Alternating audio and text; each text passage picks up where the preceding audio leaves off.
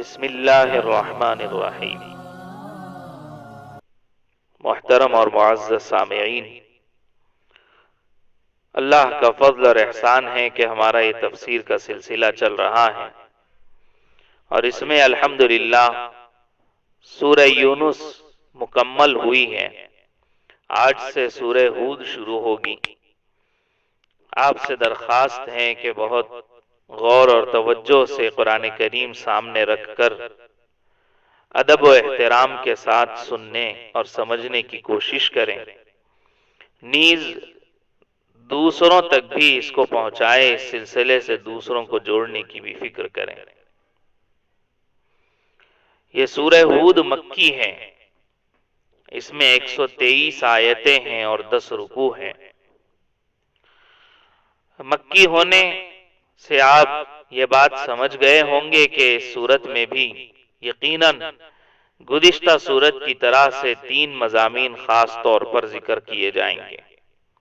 توحید، رسالت اور آخرت۔ ہر مکی سورت کا تقریباً یہی مضمون ہوتا ہے اور اس کے اندر یہی مضامین خاص طور پر ذکر کیے جاتے ہیں۔ تو اس سورت میں بھی پچھلی سورت سے ملتے جلتے مضامین ذکر کیے گئے ہیں۔ البتہ سورہ یونس میں جن نبیوں کی قوموں کے واقعات مختصر بیان کیے گئے تھے، اس سورت میں یہاں ان کو تفصیل سے بیان کیا جائے گا، جیسے حضرت نوح علیہ السلام، حضرت صالح علیہ السلام،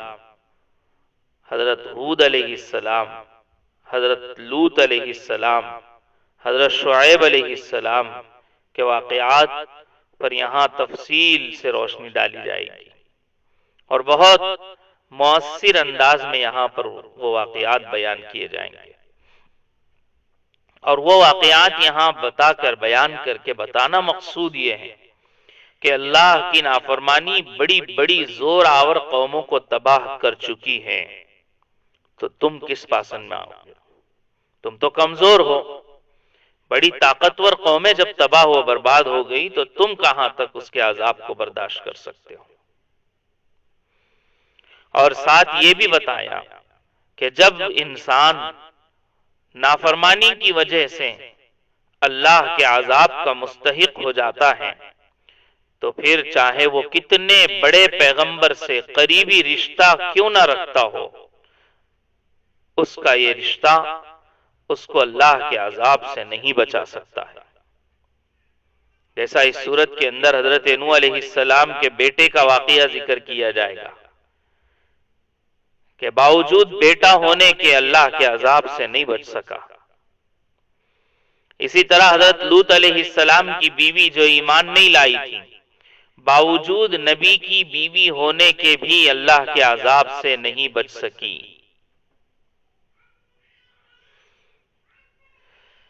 اور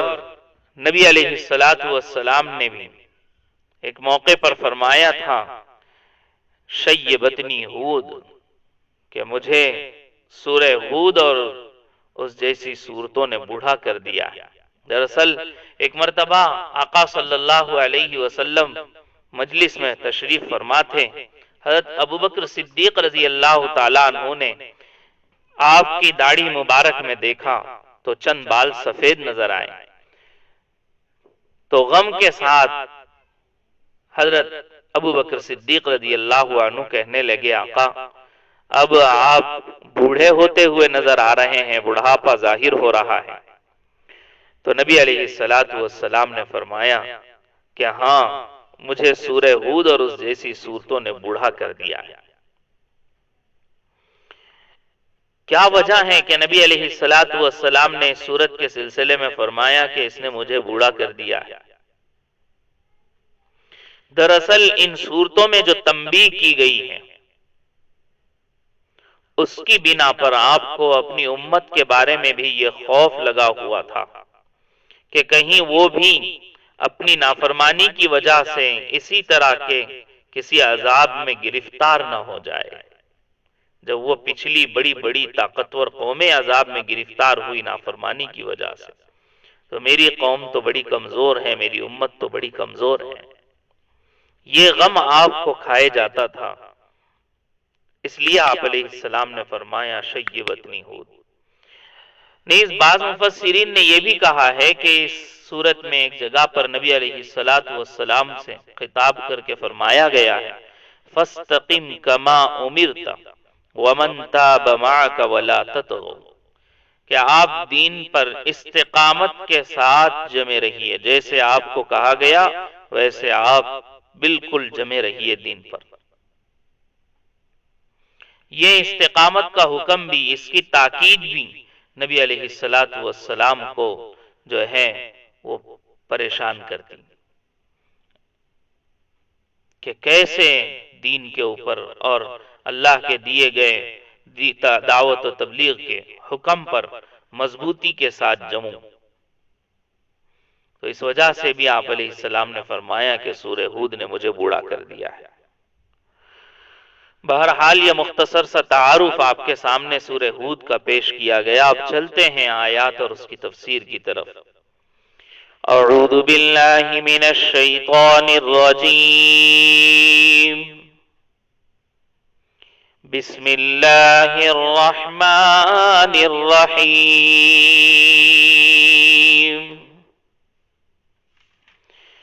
الف لام را۔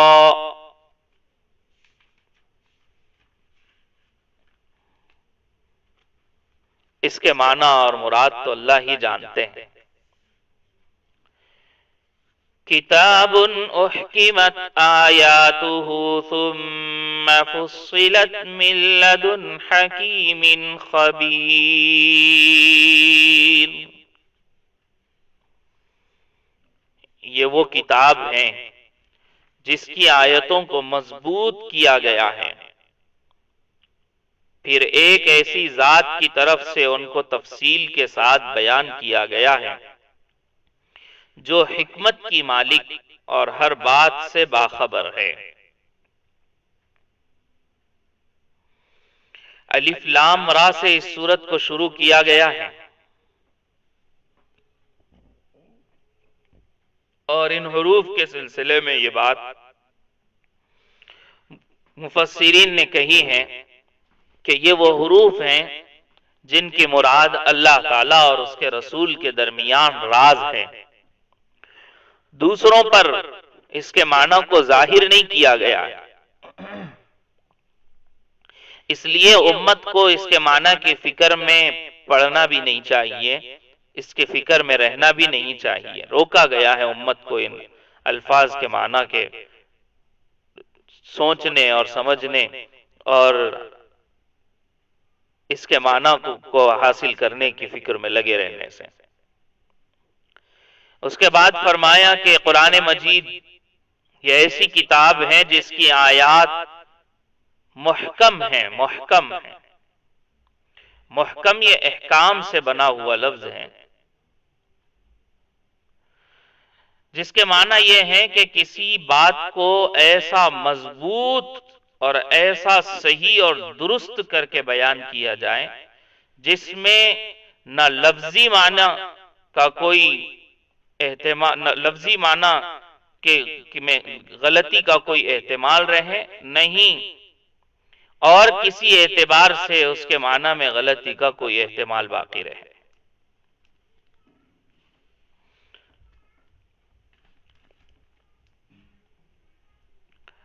تو یہ قرآن کریم یقیناً ایسی کتاب ہے کہ جس میں غلطی کا کوئی امکان ہی نہیں ہے۔ اللہ تبارک و تعالیٰ نے ایک ایک لفظ کو اس کے اندر بیان فرمایا ہے، وہ قیامت تک صحیح سچ ثابت ہو کر رہے گا، بالکل غلط اس کا کوئی لفظ اور اس کا کوئی معنی ہو ہی نہیں سکتا ہے، احتمال ہی نہیں ہے۔ پھر فرمایا ثم فصلت، یعنی ان آیات کی تفصیل کی گئی ہے، اسی قرآن کی یہ دوسری شان ہے۔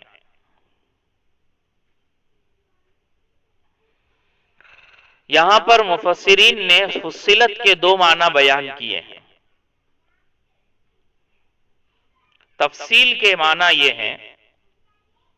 کہ جس طرح دو چیزوں کے درمیان الگ الگ کرنے کے لیے کتابوں کے اندر مضمون الگ الگ باندھا جاتا ہے، الگ الگ مضامین کو بیان کرنے کے لیے عنوان الگ دیا جاتا ہے ہر مضمون کا، بالکل اسی طرح سے اس کتاب میں بھی یعنی قرآن کریم کے اندر بھی سورتوں کے ذریعے سے فصل کیا گیا، آیات کے ذریعے سے مضامین کے بیان کرنے میں فصل کیا گیا ہے۔ دوسرے بعض مفسرین کہتے ہیں کہ یہاں تفصیل آیات سے مراد یہ بھی ہو سکتا ہے کہ عقائد، عبادات، معاملات، اخلاق، معاشرت، یہ جو مضامین ہیں ان مضامین کی آیات کو جدا کر کے الگ الگ کر کے صاف صاف بیان کیا گیا ہے۔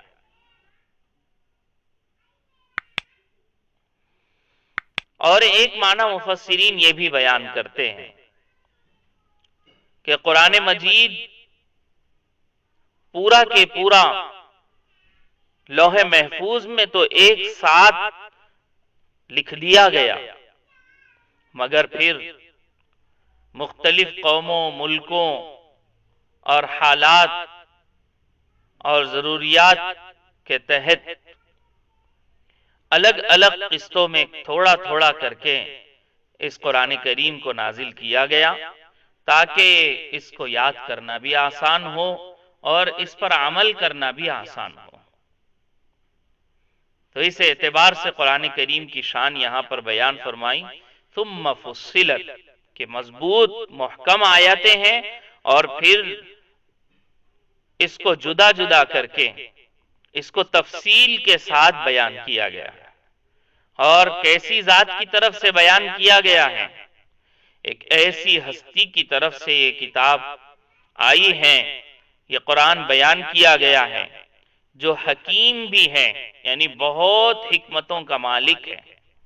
اور ہمیشہ باخبر رہنا یہ اس کی ایک صفت ہے، خبیر بھی ہے، یعنی اس کے ہر کام کے اندر اتنی حکمتیں چھپی ہوئی ہوتی ہیں کہ انسان کے خیال میں بھی نہیں آ سکتی، انسان کا دماغ وہاں تک پہنچ ہی نہیں سکتا ہے، اور وہ پوری دنیا کے ذرے ذرے سے واقف ہے، یہاں تک کہ اس کا علم اس دنیا کے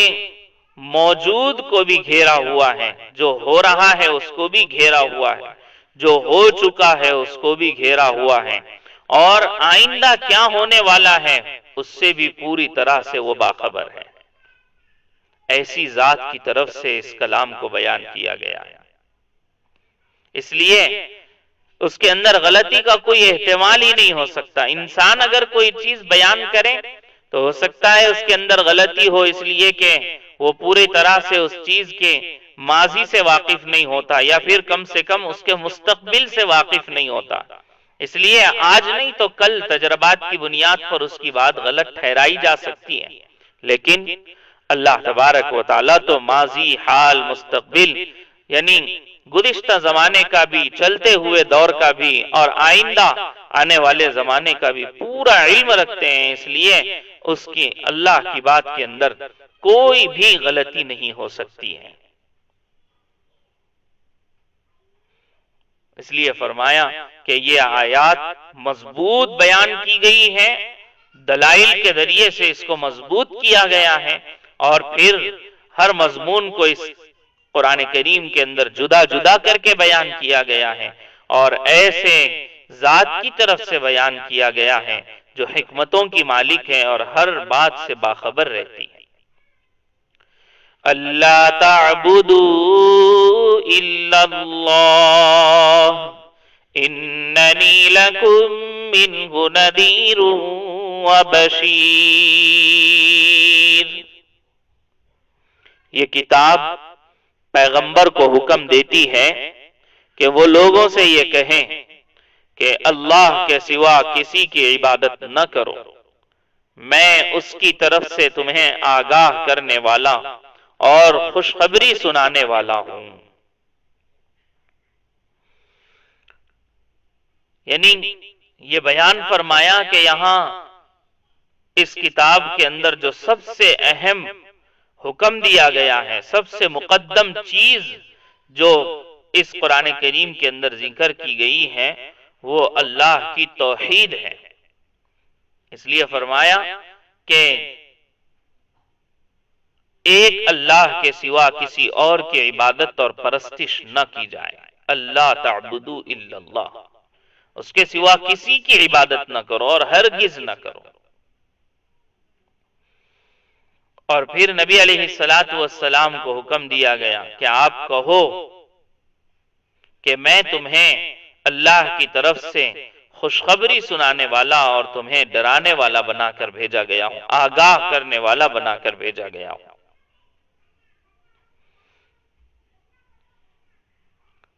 یہاں پر خوشخبری دینے اور ڈرانے سے مراد یہ ہے کہ نافرمانی اور ناجائز خواہشات کا اتباع کرنے والوں کو اللہ کے عذاب سے نبی علیہ السلام ڈراتے ہیں، اور جو لوگ نیک ہوتے ہیں، اللہ کی اطاعت کرتے ہیں، نبی علیہ السلام کی سنت کی پیروی کرتے ہیں، ان لوگوں کو نبی علیہ السلام آخرت کی نعمتوں اور راحتوں کی خوشخبری دیتے ہیں۔ اس لیے فرمایا اننی لکم منہ نذیر و بشیر، کہ میں آگاہ کرنے والا بھی ہوں، ڈرانے والا بھی ہوں اور خوشخبری سنانے والا بھی ہوں۔ نذیر کا ترجمہ یہاں ڈرانے سے کیا گیا ہے، لیکن یہ ڈرانا اس ڈرانے کی طرح سے نہیں ہے جیسے دشمن سے ڈرایا جاتا ہو یا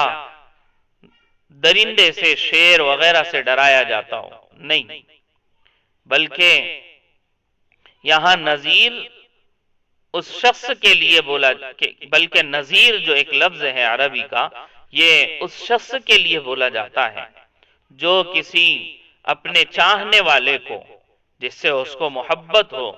وہ اپنی چاہت اور محبت کی بنیاد پر ایسی چیزوں سے اس کو ڈرائے اور بچائے جو اس کے لیے نقصان پہنچانے والی ہو۔ جیسے ماں باپ ہیں،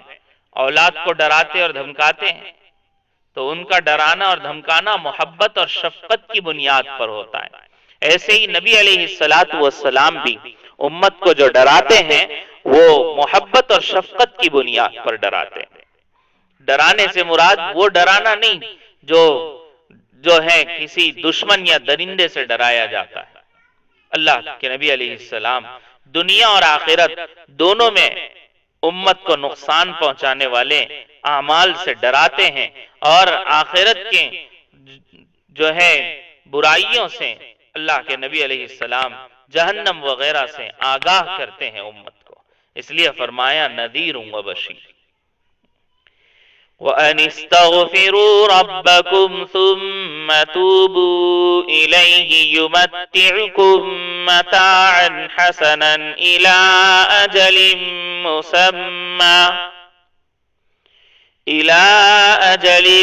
مُّسَمًّى وَيُؤْتِ كُلَّ ذِي فَضْلٍ فَضْلَهُ وَإِن تَوَلَّوْا فَإِنِّي أَخَافُ عَلَيْكُمْ عَذَابَ يَوْمٍ كَبِيرٍ۔ اور یہ ہدایت دیتا ہے کہ اپنے پروردگار سے گناہوں کی معافی مانگو، پھر اس کی طرف رجوع کرو،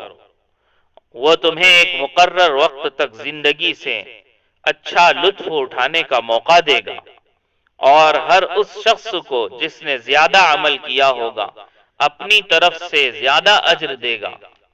اور اگر تم نے منہ موڑا تو مجھے تم پر ایک بڑے دن کے عذاب کا اندیشہ ہے۔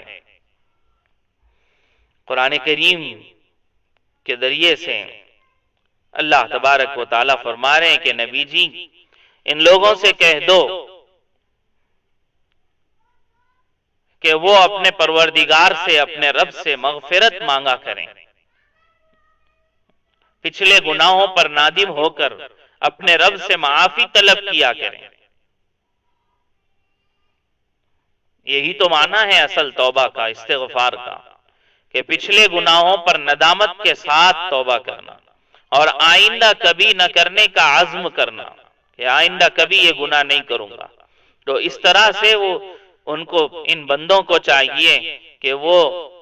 اپنے پروردگار سے معافی مانگے، اور وہ معافی مانگیں گے تو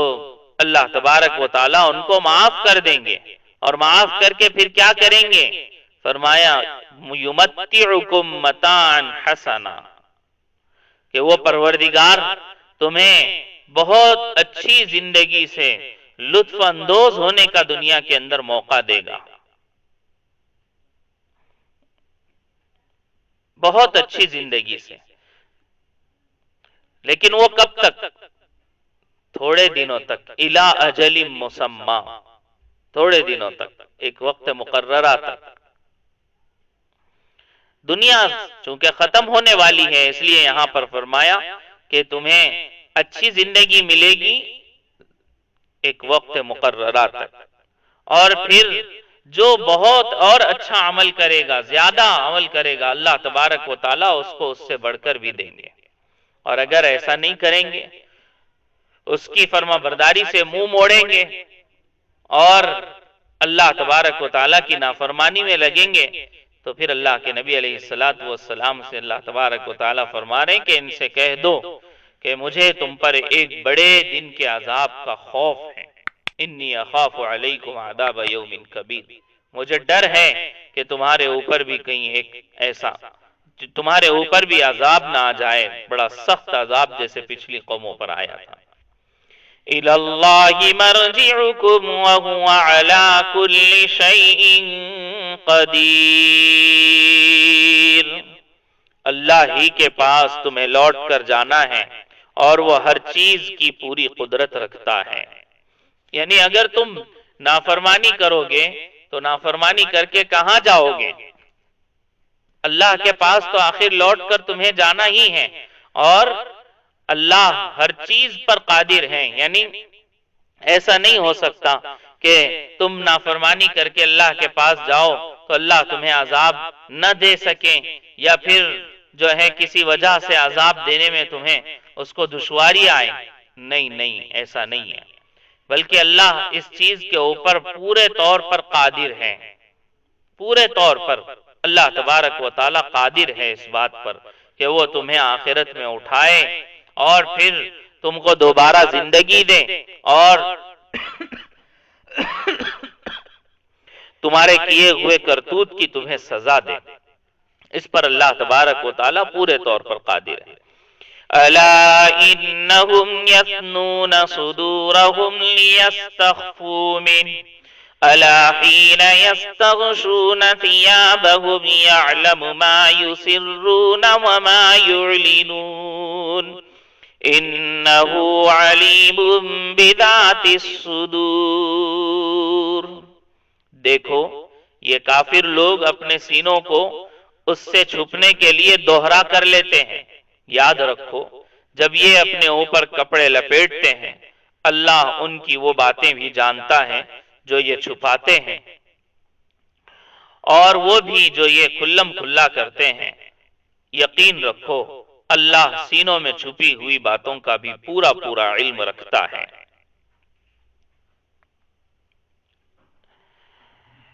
منافقین جو ہے وہ نبی علیہ السلام کے سلسلے میں دل کے اندر غلط خیالات رکھا کرتے تھے، فاسد خیالات رکھا کرتے تھے، اور آپ کے سامنے جب وہ آتے تو بہت اچھی اور میٹھی میٹھی باتیں کرتے تھے، لوگوں کے درمیان بھی آپ کے متعلق وہ میٹھی میٹھی باتیں کرتے تھے۔ اپنے دل کے اندر جو نبی علیہ السلام سے حسد کی آگ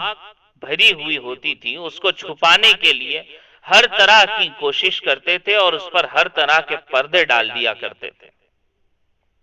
اور یہ سوچتے تھے کہ ہمارا اصل حال جو ہے وہ کسی کو معلوم نہیں ہوگا۔ مگر اللہ تبارک و تعالیٰ فرما رہے ہیں کہ تم چاہے کتنا ہی اس کو چھپانے کی کوشش کرو، چاہے کپڑوں کے کتنے ہی تہیں اس کے اوپر لپیٹ لو، اللہ تبارک و تعالیٰ پر سب کچھ روشن ہے، سب کچھ اس اللہ پر کھلا ہوا ہے۔ بہت سے مشرک لوگ بھی تھے جو نبی علیہ السلام کا سامنا کرنے سے اپنے آپ کو بچاتے تھے تاکہ آپ کی کوئی بات ان کے کان میں نہ پڑ جائے۔ چنانچہ کبھی آن حضرت صلی اللہ علیہ وسلم اگر ان کو نظر آ جاتے تو وہ اپنے سینوں کو جھکا لیتے تھے، دوہرا کر لیتے تھے اور اپنے اوپر کپڑے لپیٹ کر وہاں سے آہستہ سے نکل جاتے تھے، کھسک جایا کرتے تھے۔ تو اللہ تبارک و تعالیٰ فرما رہے ہیں کہ ان کے اس طرح سینے دوہرا کر کے کپڑوں میں لپٹ کر کے وہاں سے نکل جانے سے کام نہیں چلے گا۔ اللہ تو سب کچھ جان رہے ہیں، اللہ تو سب کچھ دیکھ رہے ہیں۔ کیا یہ سوچتے ہیں کہ کپڑے ڈھانپ لینے سے اللہ کی نظروں سے بھی غائب ہو جائیں گے، اللہ کے علم سے باہر نکل جائیں گے؟ ایسا نہیں ہو سکتا۔ وہ تو دلوں کے بھید کو جاننے والا ہے۔ تم چاہے کتنے ہی کپڑے لپیٹ لو یا دلوں کے اندر کتنی باتیں اپنی چھپا لو نبی علیہ السلام کے متعلق، چھپ نہیں سکتی۔ انہو علیم بذات الصدور، وہ دلوں کے بھید کو جاننے والا ہے۔ یا اسی طرح بعض مفسرین نے فرمایا ہے کہ بعض گناہ کرنے والے ایسے تھے کہ وہ گناہ کا کام جب کرتے تھے تو اس وقت اپنے آپ کو چھپا لیتے تھے یا جھک جاتے تھے، سینہ جھکا کر خاموشی میں کپڑے وغیرہ اوڑھ کر کے گناہ کیا کرتے تھے، اور یہ سمجھتے تھے کہ اس طرح سے وہ اللہ سے چھپ جائیں گے۔ یہ آیت اس قسم کے تمام لوگوں کو اشارہ کر رہی ہے اور کہہ رہی ہے کہ تم چاہے کتنا ہی چھپنے کی کوشش کر لو، چاہے کتنے ہی کپڑے لپیٹ لو، چاہے کتنا ہی دبک کر جو ہے وہ گناہ کرنے کی کوشش کرو، تم اللہ کی نظروں سے غائب نہیں ہو سکتے۔ اللہ تو وہ ہے جو تمہارے صرف اس ظاہر کا نہیں بلکہ تمہارے دلوں کے اندر چھپے ہوئے بھیدوں کو بھی جانتا ہے۔ انہو علیم بذات الصدور، اللہ وہ ہے جو سینوں میں چھپے ہوئی باتوں کا پورا علم رکھتا ہے۔ وَمَا مِن دَابَّةٍ فِي الْأَرْضِ إِلَّا عَلَى اللَّهِ رِزْقُهَا وَيَعْلَمُ مُسْتَقَرَّهَا وَمُسْتَوْدَعَهَا كُلٌّ فِي كِتَابٍ مُبِينٍ۔ اور زمین پر چلنے والا کوئی جاندار ایسا نہیں ہے جس کا رزق اللہ نے اپنے ذمے نہ لے رکھا ہو۔ وہ اس کے مستقل ٹھکانے کو بھی جانتا ہے اور عارضی ٹھکانے کو بھی جانتا ہے۔ ہر بات ایک واضح کتاب میں لکھی ہوئی ہے، درج ہے۔ یہاں اللہ تبارک و تعالی نے پوری مخلوق کا علم اپنے ذمے کہہ کر کے بیان فرمایا۔ دابہ کہا جاتا ہے ہر جاندار چیز کو، اس کے اندر پوری جاندار مخلوقات آ گئی۔ فرمایا کہ زمین پر چلنے والا ہر جاندار جو بھی ہو، اللہ نے اس کے رزق کا ذمہ اپنی طرف لے رکھا ہے۔ اللہ کے اوپر لازم کرنے والا کوئی شخص نہیں ہو سکتا، کوئی نہیں ہے مخلوقات میں اس کے جو اللہ پر کوئی چیز لازم کر دے اور واجب کر دے کہ یہ آپ کو کرنا پڑے گا، ایسا نہیں، بلکہ اللہ نے اپنے فضل اور اپنی رحمت کی وجہ سے اپنی مخلوق کا رزق جو ہے وہ اپنے ذمے لے رکھا ہے، اور اللہ ہی اپنی قدرت سے ہر مخلوق کو روزی پہنچاتے ہیں، ہر مخلوق کی کفالت کرتے ہیں اللہ اپنی طرف سے۔ اگر کوئی یہ سوچتا ہو کہ فلاں کی روزی میں دے رہا ہوں یا فلاں کے کھانے پینے کا انتظام میں کر رہا ہوں، تو یہ اس کی جہالت اور بے وقوفی کے علاوہ اور کچھ نہیں کہا جا سکتا۔ ہم سب جانتے ہیں کہ رزق جو ہے وہ اللہ ہی کی طرف سے آتا ہے۔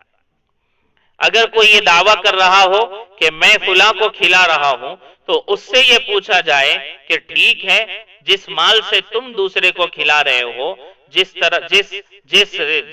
جس مال و دولت سے تم دوسروں کی مدد کر رہے ہو، یہ مال و دولت تمہیں کس نے دیا؟ اگر وہ یہ کہیں کہ میں ذہین ہوں اور میں جو ہے فلاں کام کرتا ہوں، اس کی بنیاد پر میں نے کمایا ہے، تو اس سے کہا جائے کہ پھر تجھ سے زیادہ بڑے بڑے ذہین لوگ ایسے بیٹھے ہیں جو بھوک مری کا شکار ہیں، ان کے ذہن کی وجہ سے انہیں کیوں روزی نہیں ملی؟ دراصل اللہ ہی سب کو روزی دے رہا ہے اور اسی کی قدرت سے سب کو روزی مل رہی ہے۔ دابتن، یہ ہر جاندار کو جو ہے لفظ شامل ہوتا ہے، اس کے اندر وہ جاندار بھی آ گئے جو ہوا میں اڑتے ہیں، اور وہ بھی آ گئے جو زمین پر چلتے ہیں، اور وہ بھی ساری مخلوق آ گئی جو دریاؤں کے اندر تیرتی ہیں۔ اللہ تبارک و تعالیٰ فرما رہے ہیں کہ ان سب کے رزق کا ذمہ میرے اوپر ہے۔ رزق اس چیز کو کہا جاتا ہے جس سے جاندار اپنی غذا حاصل کرے اور جس کے ذریعے اس کی روح کے باقی رہنے اور جسم کے بڑھوتری کا انتظام ہوتا رہے، اس کو رزق کہا جاتا ہے۔ تو اللہ تبارک و تعالیٰ نے ہر جاندار کے رزق کا ذمہ لے رکھا ہے، اور پھر یہاں پر فرمایا وَيَعْلَمُ مُسْتَقَرَّهَا وَمُسْتَوْدَعَهَا۔ مستقر اور مستودع کس کو کہا جاتا ہے؟ اس میں بہت سے مفسرین نے الگ الگ اقوال بیان کیے ہیں، لیکن یہاں پر جو ہم نے ترجمہ کیا ہے کہ وہ اس کے مستقل ٹھکانوں کو بھی جانتا ہے اور عارضی ٹھکانے کو بھی جانتا ہے۔ مستقر کے معنی یہاں پر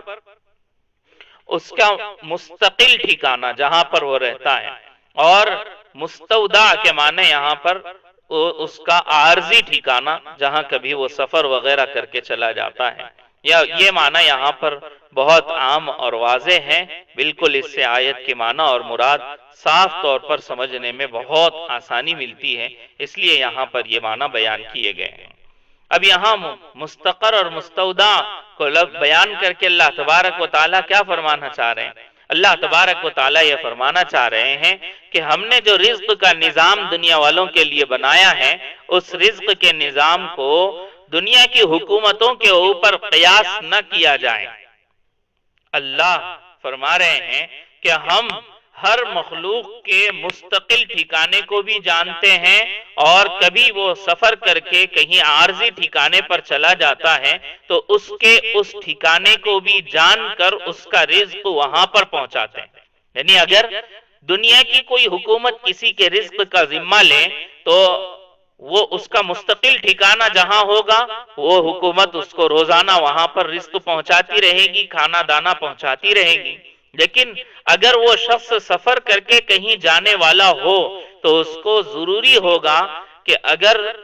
وہ جا رہا ہے تو اس حکومت کو اطلاع دے کہ میں فلاں گاؤں، فلاں بستی کے فلاں محلے میں فلاں ہوٹل یا فلاں جگہ پر جا رہا ہوں، وہاں میرا قیام رہے گا، آپ میرے کھانے پانی کا انتظام وہاں کر دیں۔ لیکن اللہ فرما رہے ہیں کہ ہمارے پاس ایسا نہیں ہے، ہم اس کے عارضی ٹھکانوں کو جانتے ہیں کہ وہ کہاں کہاں سفر کر کے جانے والا ہے، اور ہم نے پہلے ہی سے اپنی قدرت سے اس کی غذا کا انتظام وہیں پر کر دیا ہے۔ چنانچہ ہم پوری دنیا میں مشاہدہ کرتے ہیں، سفر کر کے کہیں سے کہیں چلے جائیں، ہمارے روزی کا انتظام وہاں پر ہو چکا ہوتا ہے، وہاں ہمیں کھانا دانا پانی اللہ کی طرف سے برابر مہیا ہو جاتا ہے۔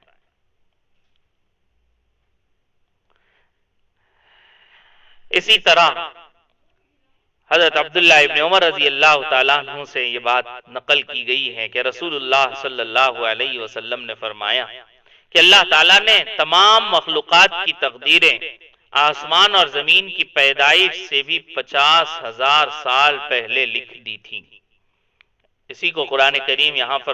فرما رہا ہے کلن فی کتاب مبین، کہ ہر ایک بات واضح طور سے کتاب کے اندر درج ہے۔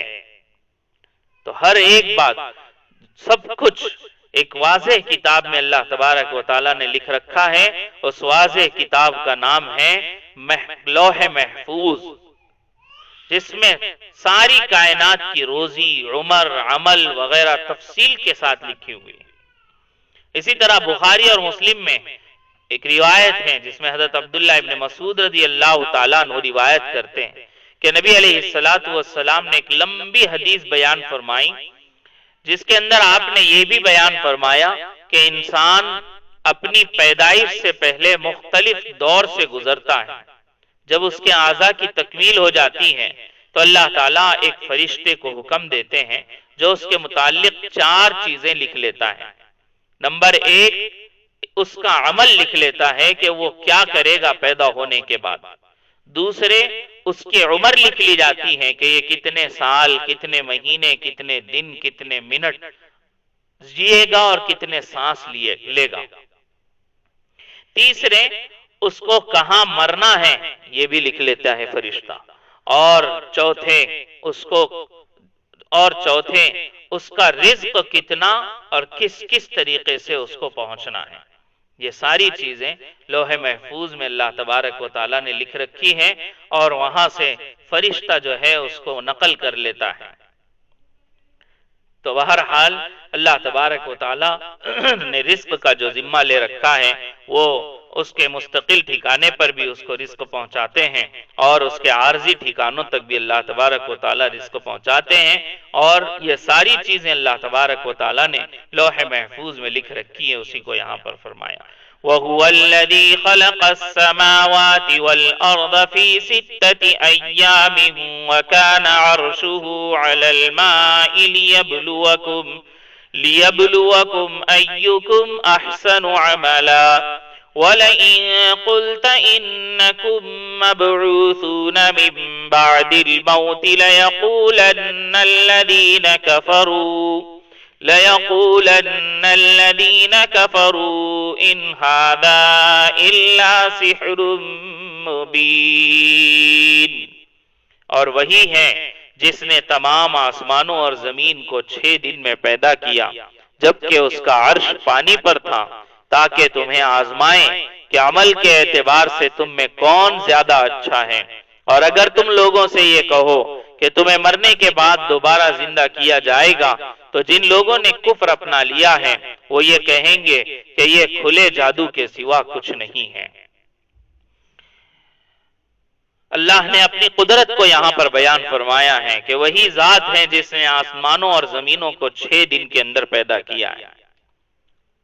سورہ حامیم سجدہ کے اندر اللہ تبارک و تعالیٰ نے اس پیدائش کے عمل کو اور تفصیل سے بیان کیا ہے، اس تخلیق کے عمل کو اور تفصیل سے بیان کیا ہے۔ چنانچہ سورہ حامیم سجدہ کی آیت نمبر 10 اور 11 میں اللہ تبارک و تعالیٰ اس کی تفصیل یہ بیان فرماتے ہیں کہ اللہ نے 2 دن میں زمین بنائی ہے اور پھر 2 دن میں اس زمین کے اوپر پہاڑ، دریا، درخت اور جانداروں کی غذا اور ان کے جینے کا سارا سامان بنایا ہے، اور پھر 2 دن کے اندر 7 آسمان اللہ تبارک و تعالیٰ نے بنائے ہیں۔ تفسیر مظہری کے اندر یہ بیان کیا گیا ہے کہ یہاں آسمان کی پیدائش، آسمان کی تخلیق سے مراد، آسمان کے بنانے سے مراد وہ ساری چیزیں ہیں جو اوپر کے سمت میں ہیں، اور زمین کے بنانے سے مراد، یہاں پر پیدا کرنے سے مراد وہ تمام چیزیں جو نیچے کی جہت کے اندر، نیچے کی طرف اللہ تبارک و تعالیٰ نے بنائی، یعنی 2 دن میں آسمان بنایا اور پھر باقی 4 دن میں زمین اور اس کے جو ہے ساری چیزیں اللہ تبارک و تعالیٰ نے بنا دی ہیں۔ اللہ کی قدرت میں یہ بات تھی کہ وہ ایک ہی آن میں صرف کن کہتے ہیں، یعنی صرف ارادہ کر لیتے ہیں تو یہ ساری چیز ایک لمحے کے اندر بن کر کے کھڑی ہو جاتی، زمین و آسمان اور دیگر چیزیں۔ لیکن اللہ تبارک و تعالیٰ نے ایک حکمت کے تحت، ایک نظام تدریجی کے تحت اس آسمان و زمین کو بنایا ہے کہ وہ تاکہ انسان کو یہ بتا سکیں کہ ہر چیز کو گڑبڑ اور جلدی کے ساتھ نہیں کرنا چاہیے، بلکہ حسن تدبیر کے ساتھ کسی بھی کام کو انجام دینا چاہیے، یعنی کوئی بھی کام کے اندر جلدی کرنا یہ اچھا عمل نہیں ہے۔ اور پھر اللہ تبارک و تعالیٰ فرما رہے ہیں کہ جب آسمان اور زمین اللہ تبارک و تعالیٰ نے بنائے تو اس سے پہلے اس کا عرش پانی پر تھا، اس کا عرش پانی پر تھا۔ یعنی یہ بتایا جا رہا ہے کہ آسمان و زمین کی پیدائش سے پہلے دنیا کے اندر پانی تھا اور اللہ کا عرش اس وقت پانی کے اوپر تھا، اور یہ سب کچھ کیوں پیدا کیا اللہ تبارک و تعالی؟ اگلے حصے آیت کے حصے میں فرما رہے لیبلوکم ایکم احسن عملا، تاکہ تمہیں آزمائے کہ عمل کے اعتبار سے تم میں کون زیادہ اچھا ہے۔ واضح فرما دیا اس آیت نے کہ اس کائنات کو پیدا کرنے کا اصل مقصد انسان کی آزمائش اور امتحان ہے۔ اور آزمائش یہ نہیں ہے کہ کتنے عمل کر کے آتا ہے انسان، یہ آزمائش نہیں ہے۔ کتنی نمازیں پڑھتا ہے، کتنے روزے رکھتا ہے، کتنا صدقہ دیتا ہے، کتنی زکوٰۃ ادا کرتا ہے، کتنا مال اللہ کے راستے میں خرچ کرتا ہے، کتنے کا نہیں ہے سوال یہاں پر، بلکہ اچھے عمل کا سوال ہے۔ یہاں کوانٹٹی نہیں دیکھی جائے گی اللہ کے پاس، کوالٹی کا سوال ہے اللہ کے پاس۔ احسن عملہ فرمایا ہے، کون اچھا عمل کرتا ہے، یہ نہیں فرمایا کہ کون زیادہ عمل کرتا ہے۔ معلوم ہوا کہ نفلی اعمال کی گنتی سے زیادہ انسان کو اس بات کی فکر کرتے رہنا چاہیے کہ اس کا عمل اخلاص، خضوع اور خشوع کے اعتبار سے زیادہ اچھا اور بہتر ہو، اس کا عمل اللہ کے پاس قبولیت کے اعتبار سے بہتر ہو، خوبصورت بنا کر کے عمل کو اللہ کے دربار میں پیش کیا جائے، یعنی اس میں صرف اللہ ہی کے لیے کرنے کی نیت ہو، اور اس کو نبی علیہ السلام کے طریقے کے پورا مطابق کرنے کی کوشش کی جائے، وہ ہوگا احسن عمل۔ احسن عمل وہ ہوگا جو اللہ کے پورے حکم اور خالص اللہ کے لیے کیا جائے، اللہ کے پورے حکم کے ساتھ، اور خالص اللہ کے لیے کیا جائے، اور نبی علیہ السلام کی سنت کے عین مطابق کیا جائے، وہ خوبصورت عمل ہوگا۔ اللہ فرما رہے کہ ہم نے یہ آسمان، زمین اور یہ سارا دنیا کا نظام اس لیے بنایا ہے تاکہ ہم تمہیں آزمائیں، انسانوں کو آزمائیں کہ تم میں سے کون اچھا عمل کر کے آتا ہے۔